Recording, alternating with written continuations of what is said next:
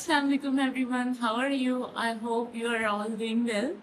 I'm your science teacher and my name is Fatima Zara. मैं आज आप उनको बताऊंगी कि हम साइंस तो पढ़ लेते हैं but how to memorize means कि हमें इतने लंबे लंबे पैराग्राफ्स दिए जाते हैं लेकिन हमें उसको याद करने का तरीका नहीं बताया जाता। अब हमारे जो माइंड है वो कभी भी लॉन्ग टर्म चीज़ों को नहीं लेके चलता, उसे इजी और शॉर्ट वे चाहिए होता है। और आपने ऐसे आम रूटीन में देखा होगा कि जब हमें कहीं पर बहुत ज़्यादा लंबा काम दिया जाता है तो हम वहीं पर ही फेडअप हो जाते हैं कि नहीं अच्छा मैं थोड़ी देर तक कर लेता हूँ, मैं ये कर लूँगा, अच्छा मैं वो कर लूँगा, नहीं इतना बोरिंग काम है, इतनी देर लगेगी ये वो। लेकिन अगर हमें उसी मुकाबले में अगर छोटा काम दे दिया जाता है तो हम सबसे पहले उसको कर लेते हैं। इसी तरह स्टडीज़ में भी जब आपके पास सिर्फ टेक्स्ट फॉर्म में इतने लंबे लंबे पैराग्राफ्स हों और आपको याद करने के लिए दिया जाता है तो वो आपको याद नहीं होता। उसको कैसे याद करेंगे वो आप लोग मेरे साथ सीखेंगे।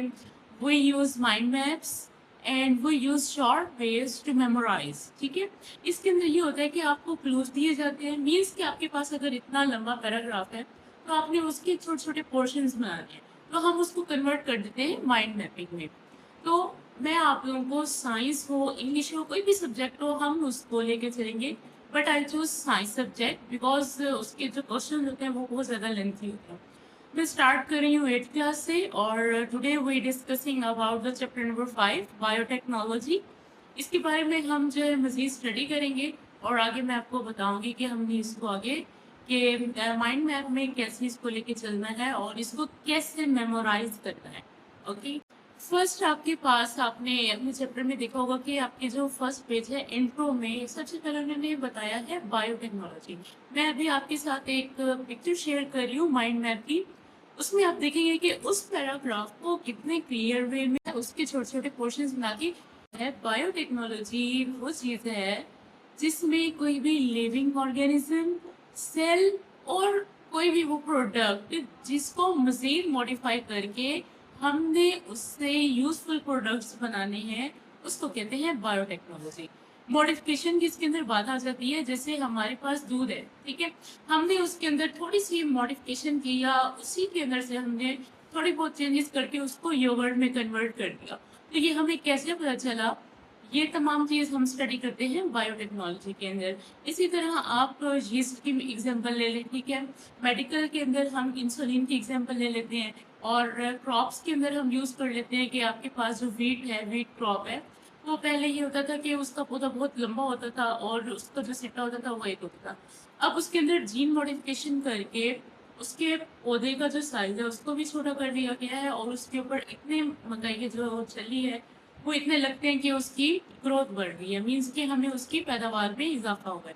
तो ये तमाम चीज़ें हम स्टडी करते हैं बायोटेक्नोलॉजी के अंदर।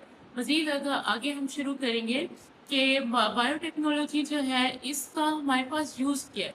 देखिए, जब आपके पास एक पैराग्राफ है तो आपने सबसे पहले उसका इंट्रो बता देना है कि इंट्रो में ये एक ऐसी चीज़ है कि लिविंग ऑर्गेनिज्म हो, चाहे वो सेल हो या वो प्रोडक्ट हो, उसको हम थोड़ा सा और मॉडिफाई करेंगे और वो हमें नया यूजफुल प्रोडक्ट उससे मिलेगा। ठीक है, जैसे दूध से हमें मिल जाती है दही, ठीक है।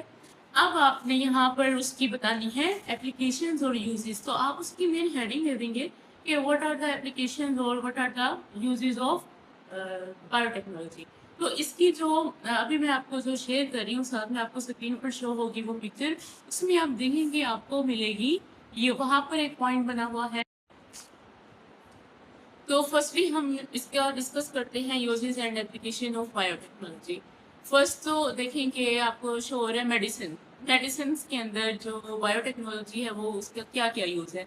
वैक्सीन्स बनाती है, एंटीबायोटिक्स बनाएगी, जीन थेरापी होगी, डिजीज डायग्नोज होगा।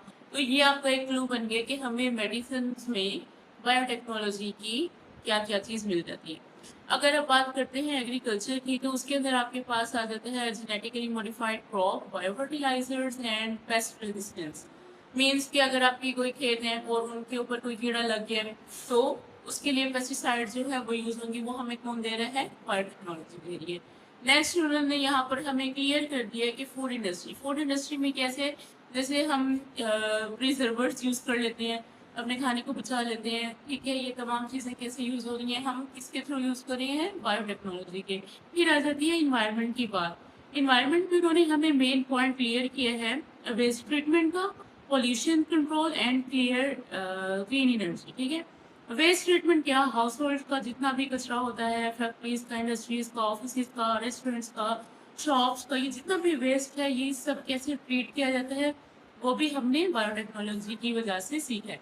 तो ये जो आपको स्टेप बाय स्टेप सारे पॉइंट्स मिल रहे हैं, आपको जब ये क्लियर हो जाएगा तो आप इसको अच्छे से याद कर पाएंगे। ठीक है, फिर आ जाता है इंडस्ट्रियल का। इंडस्ट्रियल्स में एंजाइम्स हैं, बायोफ्यूल्स है, बायोप्लास्टिक्स हैं एंड बायो प्रोसेसिंग है। ये तमाम भी हमें मिलती हैं बायोटेक्नोलॉजी की वजह से। तो ये तो उसकी हो गई यूजेस एंड एप्लीकेशंस। नेक्स्ट अब मूव करते हैं हाउ डज इट वर्क, मतलब कि ये वर्क कैसे करता है वो हम आते हैं।